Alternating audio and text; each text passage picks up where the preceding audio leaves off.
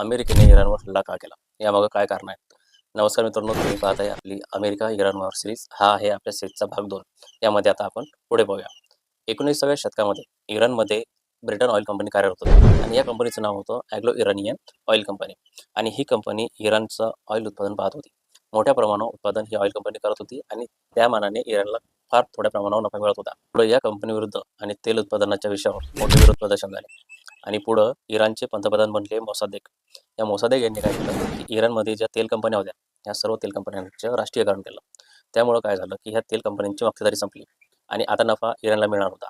त्यामुळं ब्रिटन हा संतापला आणि ब्रिटनने अमेरिकेला मदत मागितली. त्यावेळेस अमेरिका आणि ब्रिटन या दोन्ही देशाच्या इंटेलिजन्स एजन्सीज म्हणजे गुप्तचर संस्था यांनी मिळून इराणचं सरकार पाडलं. मोसादेक यांचं सरकार पाडून अमेरिका आणि ब्रिटनने इराणमध्ये मोहम्मद रेझा पल्लवी शाह याला सत्तेमध्ये बसवलं. हा या दोन्ही देशांचाच माणूस होता. हा या दोन्ही देशांना फेवर करणारा माणूस होता. जोपर्यंत हा शहा सत्तेवर होता तोपर्यंत इराण अमेरिका संबंध हे चांगले होते.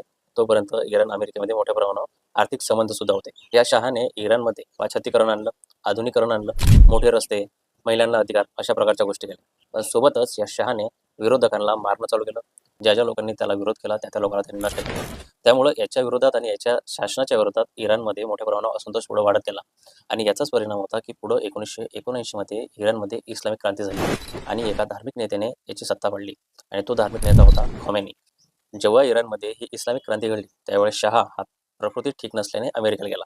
त्यावेळेस इराणच्या जनतेला वाटलं की हा शहा आता अमेरिकेमध्ये पळून गेलाय आणि अमेरिका या शहाला आश्रय देते आणि अमेरिका या शहाला मदत करत आहे.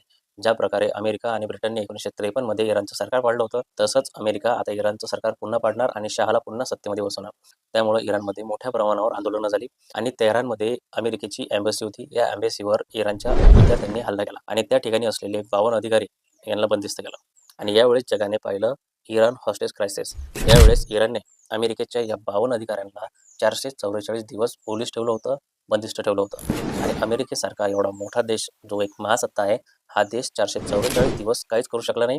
या ठिकाणी अमेरिकेची मोठ्या प्रमाणावर बदनामी झाली, नाचक्की झाली. संपूर्ण जगापुढं अमेरिकेला तोंड पडावं लागलं. हा 444 दिवसाचा अपमान हा इराणने अमेरिकेचा केलेला होता.